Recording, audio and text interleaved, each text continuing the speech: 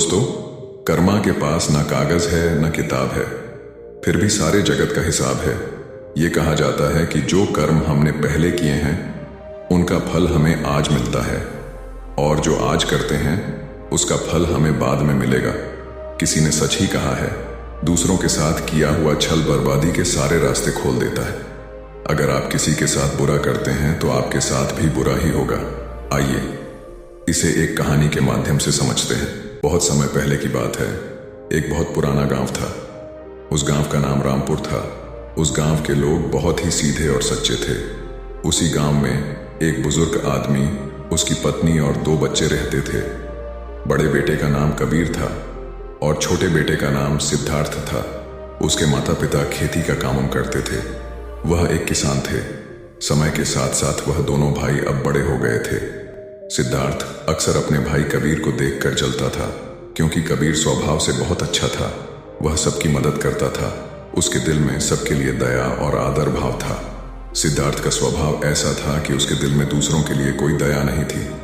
वह अपने माता पिता से भी ठीक से बात नहीं करता था। वह हमेशा दूसरों का अनादर करता और नुकसान पहुंचाते रहता था। धीरे धीरे काफी वक्त गुजर गया। कबीर और सिद्धार्थ के माता पिता का देहांत हो गया। उसके माँ बाप इस दुनिया में नहीं रहे। कबीर उस वक्त घर पर नहीं था, वह दूसरे शहर गया था। जैसे ही उसको इस बात का पता लगा, वह सब काम छोड़कर दौड़ता हुआ अपने घर पहुंचा। कबीर को विश्वास नहीं हो रहा था कि उसके माता पिता अब इस दुनिया में नहीं रहे।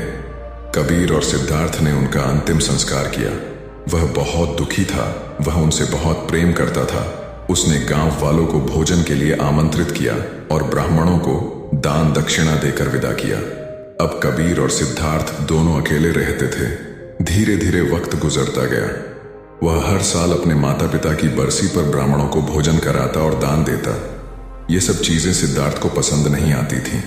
वह कबीर से बहुत ईर्ष्या करता था और वह कबीर से जलते रहता था। उस राज्य का राजा बहुत अच्छा था। वह राजा सबकी मदद भी किया करता था। इसीलिए एक बार अपने माता पिता की बरसी पर कबीर ने अपने राज्य के राजा को आदर सत्कार के साथ अपने घर बुलाया और राजा के सामने ब्राह्मणों और उसके सगे संबंधियों को खाना खिलाया। ब्राह्मणों को दान भी दिया ताकि उसके माता पिता स्वर्ग में अच्छे से खुश रह सकें। सिद्धार्थ वहां खड़ा था। राजा भोजन करने के बाद सिद्धार्थ के पास गए। सिद्धार्थ ने राजा को प्रणाम किया। तभी राजा ने सिद्धार्थ से पूछा, तुम्हारा भाई तुम्हारे माता पिता के लिए इतना कुछ करता है, तुम ऐसा क्यों नहीं करते हो? आखिर वह तुम्हारे भी माता पिता थे। क्या तुम्हें यह समझ नहीं आता कि तुम भी अपने माता पिता के लिए कुछ कर सकते हो? सिद्धार्थ ने राजा से कुछ नहीं कहा और चुपचाप वहां से चला गया। सिद्धार्थ को गुस्सा आ रहा था क्योंकि राजा ने उसकी बेइज्जती की, क्योंकि कबीर अब सबकी नजरों में अच्छा बन गया था। राजा ने भी उसकी तारीफ की थी और सिद्धार्थ सिर्फ चुपचाप देख रहा था।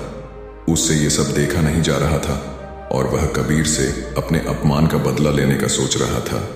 1-2 महीने बीत जाने के बाद एक रात सिद्धार्थ योजना बनाता है कि उसे कैसे भी करके रास्ते से हटाना होगा। अगले दिन सिद्धार्थ ढोंग करना शुरू करता है। नगर के सामने जोर जोर से चीखने लगता है और यह दिखावा करता है कि उसके माता पिता के गुजर जाने के बाद वह बहुत अकेला हो गया है और दुखी है, और सब लोगों से कहता है कि मेरे माँ बाप मेरे सपने में आए थे, वह स्वर्ग में खुश नहीं है। वह कह रहे थे कि कोई वहां जाकर उन्हें खाना बनाकर खिलाए, उनकी सेवा करे, वो तभी खुश रहेंगे। उन्होंने मुझसे कल रात सपने में कहा था कि मेरे भाई कबीर को मेरे पास भेज दो, वह उनकी बहुत सेवा करता है, वह इसके साथ बहुत खुश रहेंगे, तभी उनकी आत्मा को शांति मिलेगी। उन्होंने ऐसा कहा मुझसे। यह मामले की बात राजा तक पहुंच गई और राजा खुद वहां आता। हे राजा ने ज्यादा सोचा नहीं। उसे लगा कि सिद्धार्थ सच कह रहा है और कहते हैं, यह तो अच्छी बात है। कबीर को अपने माता पिता की सेवा करने का मौका मिल रहा है, और मिले क्यों ना, इतने साल से जो पुण्य कर रहा है, राजा कहते हैं। लेकिन इसके लिए तो कबीर को मरना पड़ेगा। कबीर ये सब देख रहा था। कबीर को यह सब समझ आ गया था कि यह सब केवल उसे फंसाने की चाल है, क्योंकि उसका भाई उससे नफरत करता है। लेकिन वह फिर भी सब लोगों से कहता है, चलो ठीक है, इस बहाने मैं अपने माता पिता की सेवा करता हूं। वह राजा से कहता है, महाराज, आप अगले दिन नदी किनारे एक नाव का बंदोबस्त कराए। मैं नाव से कूदकर नदी में अपनी जान दे दूंगा। और फिर स्वर्ग में जाकर अपने माँ बाप की सेवा करूंगा। राजा ने कहा, ठीक है। अगले दिन इन सभी चीजों की व्यवस्था कर दिया जाएगा और उसने मरने के लिए तैयारी करना शुरू कर दी। सिद्धार्थ यह सब देखकर मन ही मन बहुत खुश था। अगले दिन कबीर ने जैसा राजा से कहा था उसके मुताबिक राजे ने नदी के किनारे एक नाव का बंदोबस्त कर दिया। राजा और सारे गांव वाले भी वहां आ गए थे। कबीर आखिरी बार उस गांव और सब लोगों को देखता है, फिर नदी में कूद जाता है और सारे गांव वालों को पता चल जाता है कि कबीर अब इस दुनिया में नहीं है। अब वह स्वर्ग की ओर चला गया है अपने माता पिता की सेवा करने के लिए। सिद्धार्थ बहुत खुश था कि उसका इकलौता भाई अब दुनिया में नहीं रहा। जो भी जमीन और वसीयत है अब वह सब मेरा है, मैं ही इसका मालिक बनूंगा। धीरे धीरे काफी दिन गुजर गए। एक दिन अचानक से राजा के दरबार के बाहर कबीर बैठा होता है और जोर जोर से रो रहा होता है। राजा के सिपाही ने देखा कि कबीर वहां बैठा बैठा रो रहा था। पहले तो सब डर रहे थे उसके पास जाने से। फिर कुछ देर बाद सिपाही पूछते हैं, ये चमत्कार कैसे हुआ? तुम जिंदा कैसे हो? कबीर मौन रहा। फिर सिपाही उसे दरबार में ले जाते हैं। सिपाही कबीर को लेकर आ रहे होते हैं। राजा उसे जिंदा देखकर बहुत आश्चर्यचकित थे और कबीर से पूछते हैं। तब कबीर राजा को बताता है, महाराज, मैं स्वर्ग में गया था। मैंने देखा मेरे माँ बाप अभी भी खुश नहीं हैं। वो मेरे पर गुस्सा हो रहे थे और कह रहे थे, तुम्हें तो खाना बनाना भी नहीं आता, तुम तो हमारी सेवा भी ठीक से नहीं कर रहे हो। तुमसे अच्छा तो सिद्धार्थ है जो तुमसे अच्छा खाना बना लेता है और वह हमारा ख्याल भी रखेगा। तुम जाओ और उसे भेज दो। राजा कहता है, अगर ऐसा है तो सिद्धार्थ को इसके लिए मरना पड़ेगा। राजा अपने कुछ सैनिक को भेजता है और वह सिद्धार्थ के पास जाते हैं और कहते हैं कि महाराज ने तुम्हें राज दरबार में बुलाया है। और सिद्धार्थ उनके साथ आ जाता है। राज दरबार में पहुंचकर सिद्धार्थ ने देखा तो उसका भाई कबीर वहीं मौजूद था।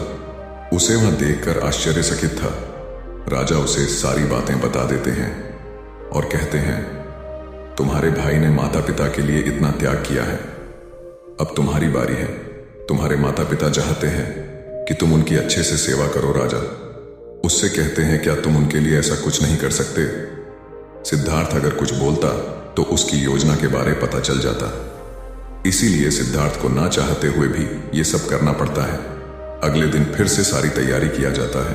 कुछ देर बाद सिद्धार्थ घर आ जाता है और सोचता है, मैं वहां जाऊंगा ही नहीं। अगर मैंने ऐसा किया तो वह सच में मुझे मार ही देंगे। आज रात को ही मैं गांव छोड़कर कहीं चला जाऊंगा। दूसरी तरफ कबीर ने राजा को सारा सच बताया। असल में वह जिंदा कैसे बचा था, उसने पहले ही मछुआरे से बात कर ली थी। जब कबीर नदी में कूदा तो थोड़ी ही देर बाद मछुआरे ने उसकी जान बचा ली थी, जिससे उसकी जान बची और वह 1 महीने तक नगर से दूर रहा था और किसी को भी नहीं पता चला कि वह जिंदा है।